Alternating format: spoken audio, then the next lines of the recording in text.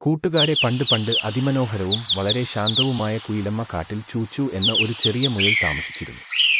ചൂച്ചു ഒരു സാധാരണ മുയലായിരുന്നില്ല.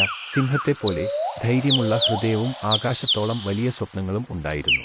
അതിമനോഹരമായ ഒരു പ്രഭാതത്തിൽ ഗർഗർ എന്നു പേരുള്ള ശക്തനായ ഒരു കടുവ മൃഗരാജാവാകണം എന്ന് വെച്ച് കുയിലമ്മ കാട് സന്ദർശിക്കാൻ തീരുമാനിച്ചു. കടുവയുടെ ഭയാനകമായ അലർച്ച കേട്ട് വനത്തിലെ മറ്റു ജീവികളുടെ ഹൃദയങ്ങളിൽ ഭയം നിറഞ്ഞു. എന്നിരുന്നാലും ചൂച്ചുമുയൽ പിന്മാറാൻ തയ്യാറായില്ല. സുഹൃത്തുക്കളെ രക്ഷിക്കാൻ തീരുമാനിച്ച ചൂച്ചുമുയൽ ഒരു തന്ത്രപരമായ പദ്ധതി തയ്യാറാക്കി. അണ്ണാൻ മുതൽ പക്ഷികൾ വരെയുള്ള എല്ലാ മൃഗങ്ങളെയും പറവകളെയും വിളിച്ചുകൂട്ടി ചൂച്ചുമുയൽ തന്റെ ആശയം പങ്കുവച്ചു.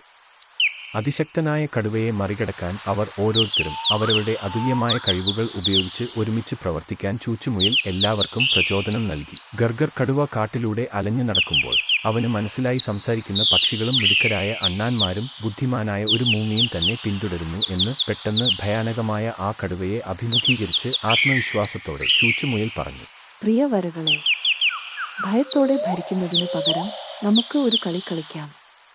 നിങ്ങൾക്ക് പിടിതരാതെ ഈ കാട് മുഴുവൻ എനിക്ക് ചാടാൻ കഴിഞ്ഞു എങ്കിൽ പിന്നീട് നിങ്ങൾ ആരെയും ഭയപ്പെടുത്താതെ ഞങ്ങളുടെ ഇടയിൽ ഞങ്ങളുടെ സുഹൃത്തായിരിക്കണം. ഈ മത്സരം വളരെ എളുപ്പത്തിൽ താൻ വിജയിക്കുമെന്ന് ഗർഗർ കടുവ കരുതി മത്സരത്തിന് സമ്മതിച്ചു. ചൂച്ചുമുയൽ എത്ര മിടുക്കൻ ആണു എന്ന് ഗർഗർ കടുവക്ക് അറിയില്ലായിരുന്നു. മത്സരം ആരംഭിച്ചു. ചൂച്ചുമുയൽ കുറ്റിക്കാടുകൾക്കിടയിലൂടെ കുതിച്ചു, തടികൾക്ക് മുകളിലൂടെ ചാടി, മരങ്ങൾക്കിടയിലൂടെ ഇഴഞ്ഞു നീങ്ങി. അപ്പോൾ മാത്രം തന്റെ അബദ്ധം മനസ്സിലായ ഗർഗർ കടുവ ചൂച്ചുമുയലിന്റെ പുറകെ പായാൻ തുടങ്ങി. അങ്ങനെ കാടിന്റെ ഒത്ത നടുക്ക് എത്തിയപ്പോൾ ചൂച്ചുമുയൽ ധീരമായ ഒരു നീക്കം നടത്തി. അവൻ പെട്ടെന്ന് ഒരു വലിയ പാറയുടെ പുറകിലേക്ക് ചാഞ്ഞു. എന്നാൽ ഗർഗർ കടുവ കൃത്യസമയത്ത് നിർത്താൻ കഴിയാതെ ഇലകളുടെ കൂമ്പാരത്തിലേക്ക് തലയിടിച്ചു വീണു. കാട് പൊട്ടിച്ചിരിച്ചു. മറ്റുള്ള വരകൾക്ക് പോലും ആ ചിരിയിൽ ചേരാതിരിക്കാൻ കഴിഞ്ഞില്ല. ചൂച്ചുമുയൽ തന്റെ മറവിൽ നിന്ന് പുറത്തു വന്നു. ഒപ്പം എല്ലാവരെയും അമ്പരപ്പിച്ചുകൊണ്ട് കടുവ തോൽവി സമ്മതിച്ചു. അന്നുമുതൽ കുയിലമ്മഘട്ടിലെ എല്ലാ ജീവജാലങ്ങളുടെയും സുഹൃത്തായി ഗർഗർ കടുവ മാറി. ചൂച്ചുമുയലിന്റെ ധൈര്യവും മിടുക്കും ഒരു ശത്രുവിനെ നല്ല കൂട്ടുകാരനാക്കി മാറ്റി.